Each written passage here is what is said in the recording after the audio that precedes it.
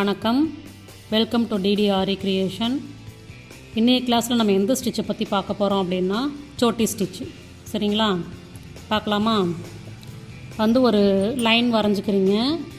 நான் உங்களுக்கு கர்வ் லைனில் இப்போ சொல்லித்தரேன். ஒரு ஸ்ட்ரெயிட் லைனாக இல்லாமல் ஒரு கர்வ் லைனில் எப்படி போடுறது அப்படின்றத பற்றி சொல்லித்தர போகிறேன். பார்க்கலாங்களா? ஃபஸ்ட்டு ஒரு லைன் வரைஞ்சிக்கிட்டோம். அதில் ஸ்டார்டிங்லேயே ஆரம்பிக்காமல் ஒரு செயின், லாங் செயின் அளவு கேப் விட்டு ஆரம்பிக்கிறோம்.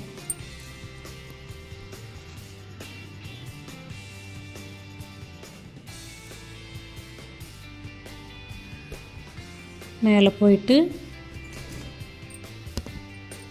குட்டி லாக் பண்ணிக்கிறீங்க. திரும்ப ஸ்ட்ரைட்டாக கீழே இந்த செயின் போட்டதுக்கும் கீழே வரணும். இன்னும் எப்போதுமே பின்னாடி பக்கம் லாக் பண்ணும்போது கொஞ்சம் கேப் விட்டு லாக் பண்ணணும்.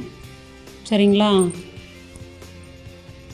லாக் பண்ணிவிட்டு இப்போ என்ன செய்யணும் அப்படின்னா, இந்த செயின் போட்டோம்ல இதுக்கும் பக்கத்தில், அது மேலே இல்லாமல் பக்கத்தில்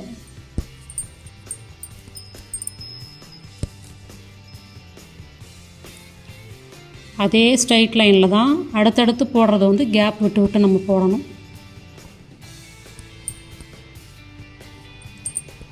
இப்போ சென்டர் செயினுக்கும் ரைட் சைடு, மேல் பக்கம் கூட சொல்லலாம். சரிங்களா?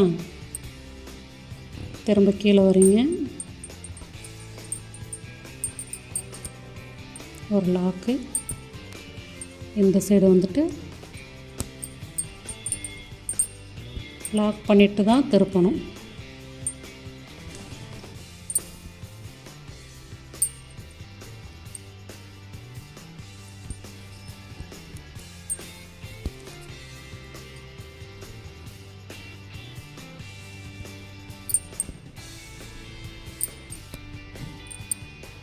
நமக்கு எந்த அளவு பட்டையாக வேணுமோ அதுக்கு தகுந்த மாதிரி நம்ம கொடுத்துக்கலாம். சரிங்களா? இப்போ எனக்கு இந்த அளவு போதும் அப்படின்னா இதோடய நம்ம ஸ்டாப் பண்ணிவிட்டு இப்போ என்ன செய்வோம் அப்படின்னா, அடுத்த சைடு வரும்போது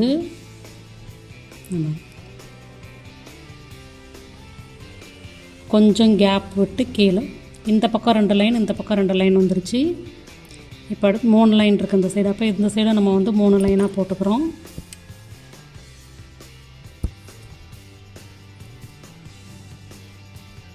இப்போ அடுத்த லைன் என்ன பண்ணுறோம் அப்படின்னா, கொஞ்சம் முன்னாடியே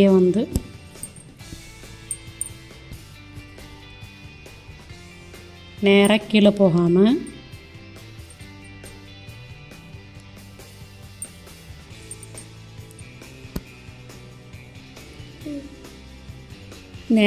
போகாமல் ஆப்போசிட் சைடு போயிடணும். ஆப்போசிட் போயிட்டு ஒரு ஸ்ட்ரைட் லைனாக செயின் கொடுக்கணும். கொடுத்து அங்கே ஒரு லாக் பண்ணிவிட்டு இப்போ கீழே வரணும். சரிங்களா?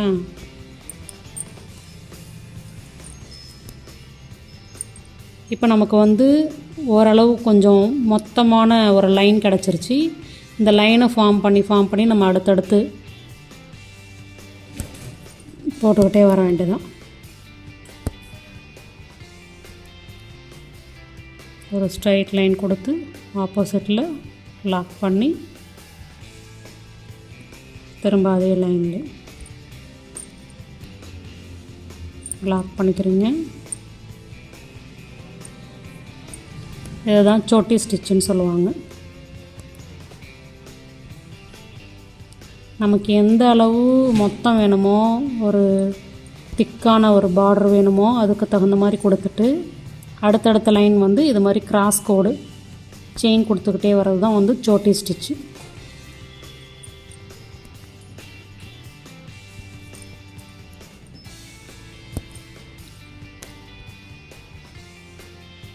இது டபுள் கலர், ட்ரிபிள் கலர்லேயும் நம்ம செய்யலாம். சரிங்களா?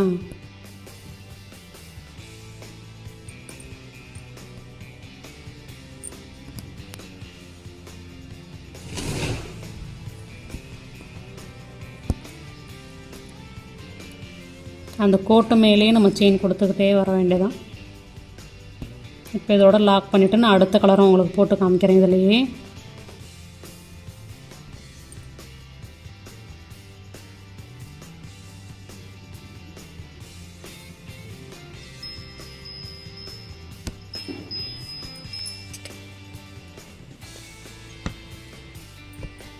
இப்போ இதிலே நான் அடுத்த கலரும் கொடுத்து காமிக்கிறேன்.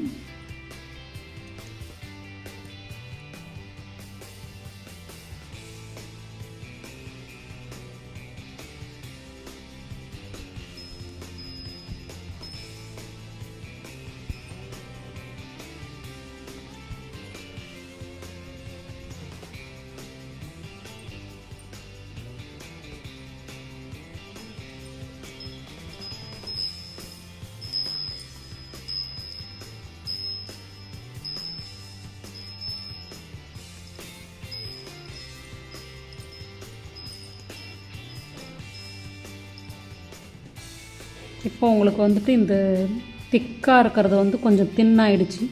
அப்போ அதை வந்து நம்ம சரி பண்ணுறதுக்கு என்ன பண்ணுவோம் அப்படின்னா, இதுலேயே 2 லைனாக செயின் கொடுத்துட்டோம் அப்படின்னா உங்களுக்கு அது திக்னஸ் கிடச்சிரும்.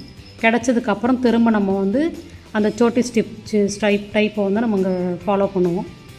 இங்கே பாருங்கள்.